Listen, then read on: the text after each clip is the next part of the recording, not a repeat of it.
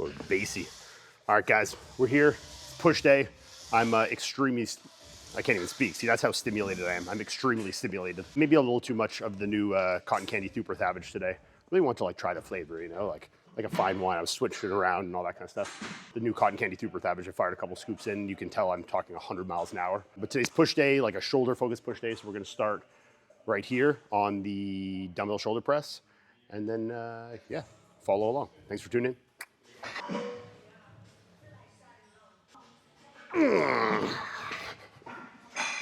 Wetting already.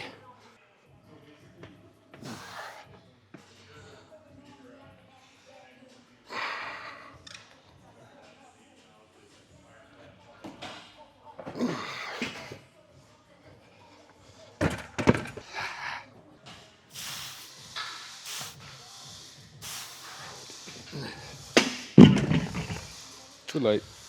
Too late. I mean, 105. I hope they're too late. Shots fired. Just disrespectful. Good. Let's go. Come on.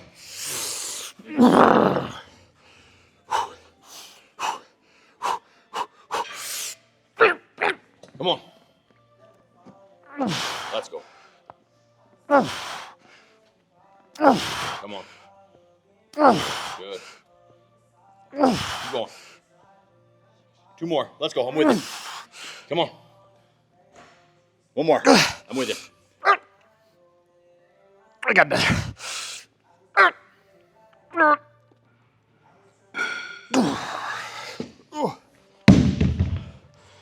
Thanks.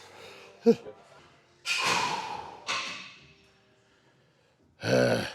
go.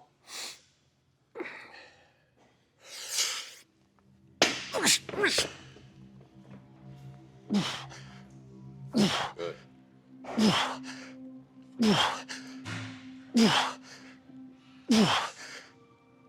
Come on, keep going.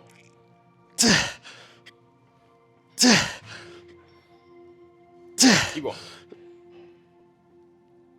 Okay, I'm with it. Let's go. Come on. 1 more. Let's go. Push. Good. Goal snap. Not far off. Whew. Solid 12. I'm happy with that. 13.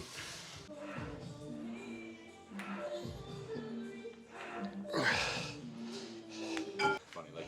What's that? You know that question you always see on like those YouTube shorts I get where the guy goes around and asks like the questions at fitness expos? And he's like, is a lateral raise in the frontal, transverse, or sagittal plane?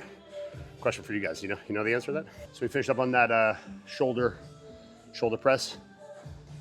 I hate to call that like a shoulder military press. It was more like a extremely high incline because it's, you know, we had a good degree of angle there. It wasn't like upright or really, but this is kind of like a push day. So I feel a bit more power in that position. And I think at that angle, you're like 90% front out anyways. Like, you know, even if you're doing an incline bench like 45 degrees, you're still pretty much all front out. Like I think you need to be like 30 or 15 ideally to make it like a, you know, upper chest movement.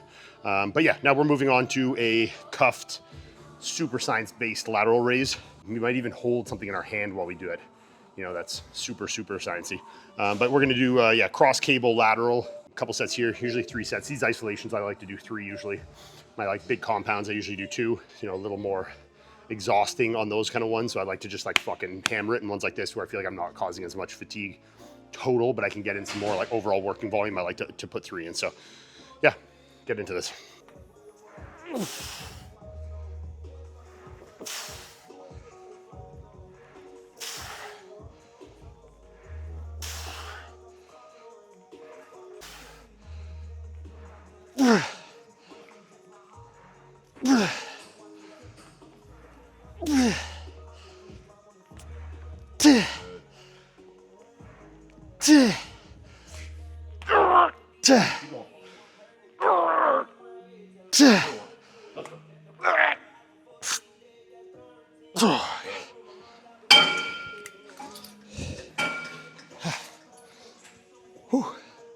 I also don't know if these are sold out, but we got these new pretty dope Champion Mentality merch on the getrawnutrition.com website.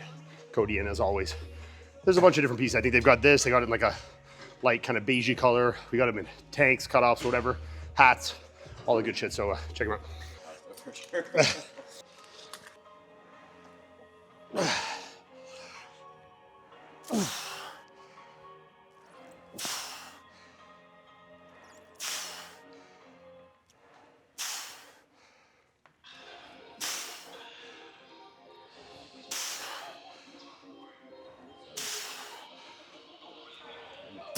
on.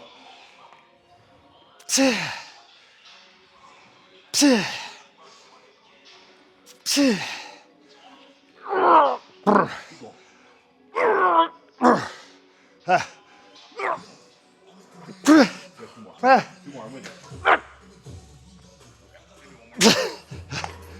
I haven't even drank any of my drink yet. You haven't even put water in it. I haven't even put water in it. I don't know if anybody else is as bad as I am. I really don't like drinking anything while I train, for the most part. On legs, I like drinking cold water, like really cold water. Most of the days, I don't really like drinking anything while I train. Like, I like to just do my thing. And I know I've heard like other athletes speak about that, you know, in like different arenas other than bodybuilding.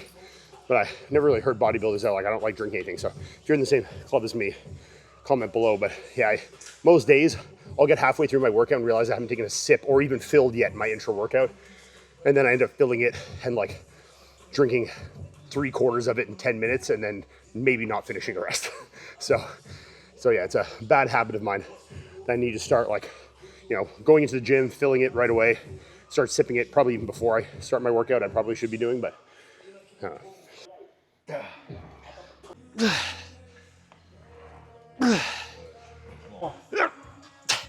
One more. One more.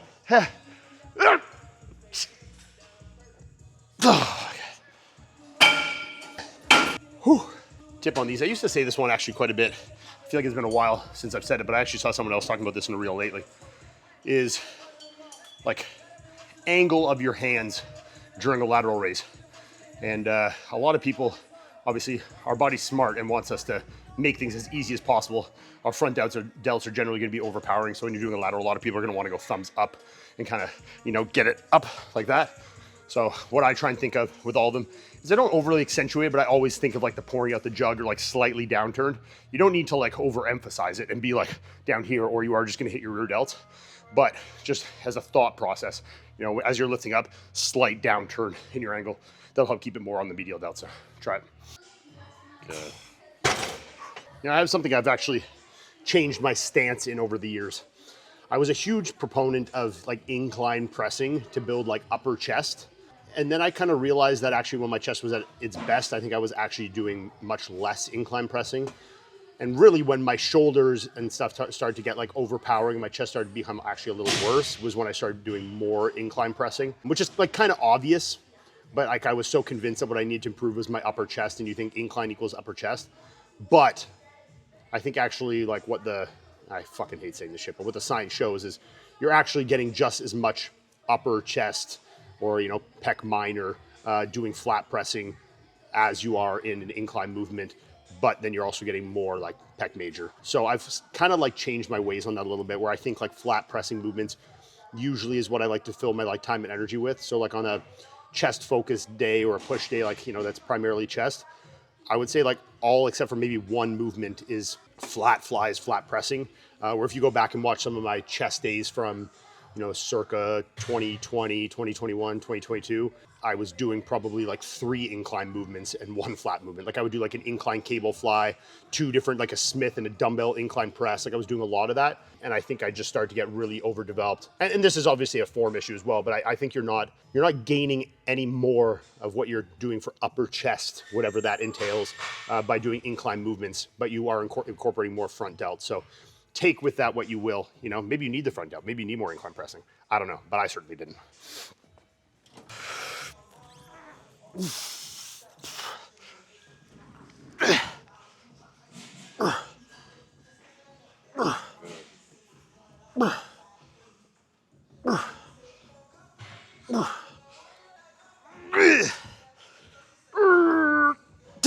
Two more. Come on. Push. Push.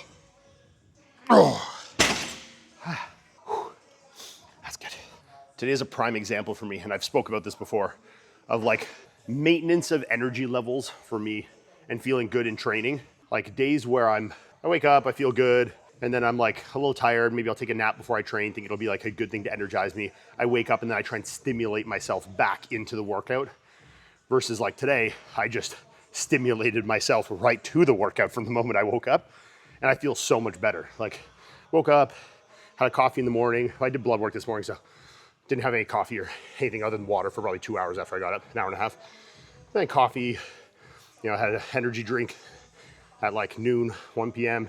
Then I had my pre, but I kept my energy levels like consistently up, not like, and then tried to reinvigorate it. And I feel a whole lot fucking better today for sure. I mean, you can tell I'm a little bit zippy today, so it's the trick for Ian, Let's go.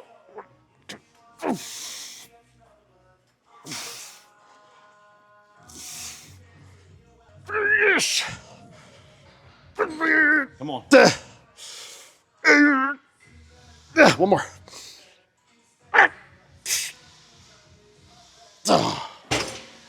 Whew, that's good. We were just talking about this off camera. It's gonna be a first for me though. I think I'm gonna be going raw or bum. I don't actually know what this is, but they asked me to be the representative for one of the brands for like a motocross event in fucking Arkansas. So I think I'm gonna be there November 6th to 9th or something like that. So if you're someone that is in the Arkansas area and knows what event I'm fucking talking about, yeah, I'll be there. So come out. I don't know, I really want to ride some dirt bikes when I'm there. Like that's 90% of the reason I really want to go to this is to fucking rip, So if you're someone that lives out there and you want to rip, let's rip. Hit me up.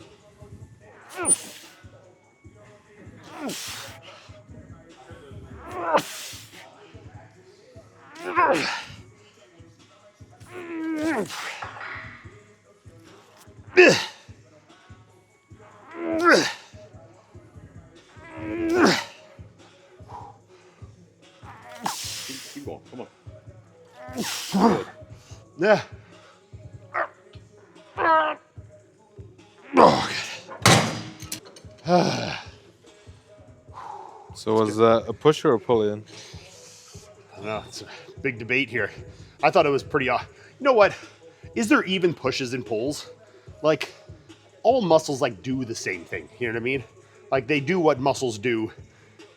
We just allocate this push and pull bullshit to it. But to me, anything that is medial or front delt is a push. End of conversation. Anything that's chest is a push. Anything tricep is a push. Anything rear delt, bicep, back, trap, all pull. The end.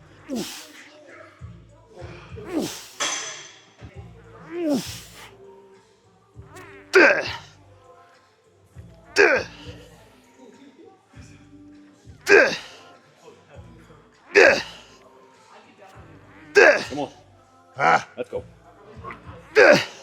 One more.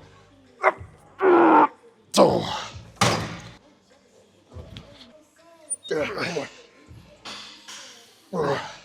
Ian's working hard. Get a little biceps in while I'm at it, One thing I like to think when I'm doing my upright rows is I like keeping a bit of distance from my body. I find it makes it a lot easier to like eliminate trap involvement. When you keep it close, like everything's close in, especially if you're a bigger guy, trying to keep that in like that, wrist, just mobility and size of kind of everything moving in unison. I think you get a lot of kind of, couldn't have been better timing there. But I like, same if I'm doing it with dumbbells, barbell, cable, I like to keep like a little space out from my body, leading with the elbow, letting the wrist follow, driving up like that from kind of the forearm elbow area, like brachioradialis, letting that be like the lead in the movement and letting this kind of just hang down. But I like to keep a bit of space from the body. I find it keeps it more medial front delt and off the traps and keeps you from shrugging, especially as you get bigger. Like I said, everything kind of gets internalized like that. Spread that movement out, elongate it, Make sense?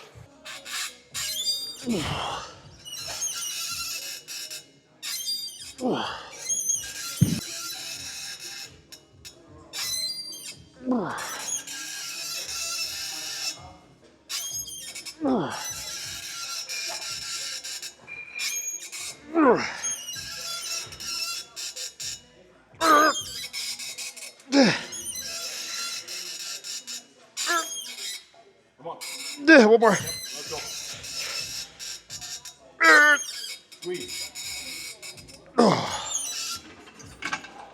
Squeaky, squeaky. Why this machine over cable, yeah? I like cable flies, don't get me wrong.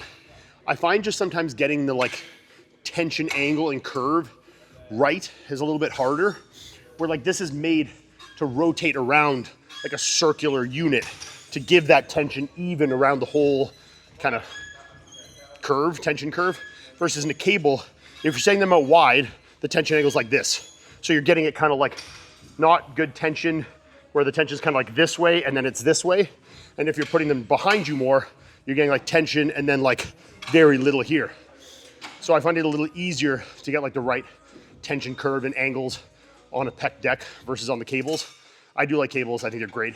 But I think for flies specifically, I would generally aim towards, like if I'm going, you know, like the S tier, A tier, whatever, I'm going S tier, A tier on the cables, and then like D tier is dumbbells, you know? That's why I'd go. D for dumbbell. D for dumbbell. D for dumbbell, yeah.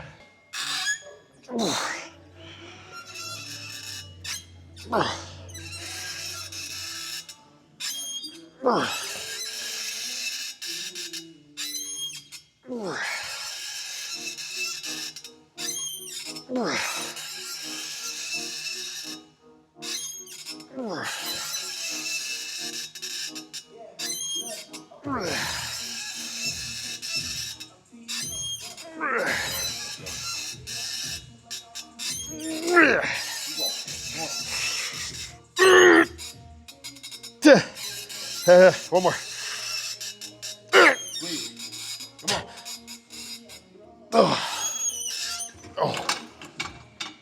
Ooh, feels good. You might notice that on actually a lot of my like pec deck fly movements and stuff like that, cable flies, pec deck, whatever, I actually have started not completing that movement all the way in. I find really like for that adduction, I come until I feel it, but like here, I just feel like my front delt, like if I'm coming in to close this last bit, I just feel that's like being completely front delt. So I go until I feel like maximum pec contraction, and then I get the fuck out of there. I think this is the same thing we were talking about, actually, Eric Janicki and I, when we were training back, and something I definitely agree with in terms of like elbow drive on back movements, on rowing movements, pull down movements, anything. People like really trying to overemphasize that elbow drive when, you know, when you're driving the elbow into the lat. This is contracted into the lat. If you're pulling it back more, you're either just giving more elbow flexion or you're doing a bit of rear delt flexion or like whatever, you know, taking it off of the lat and to just make it deeper for the sake of making it deeper. So, you know, it's a saying that Mike Van Wyck always uses of active range of tension. I'm a huge proponent of, for the most part, full ranges of motion, but within like the context of it making sense to keep on the focused on the intended muscle. You know, so if you're just elongating or making a range of motion bigger because you think you should, because someone told you full range of motion is like, you know, the thing, think of what you're potentially incorporating by making that movement longer and longer, you know? So, you know, like I said, for the chest movements, something I think about, lat driving, those things. So think about that when you're doing your rows or your pec decks or whatever. You know, is this adding to the movement or is this just extending the range of motion because, you know? Does that make sense? I don't know.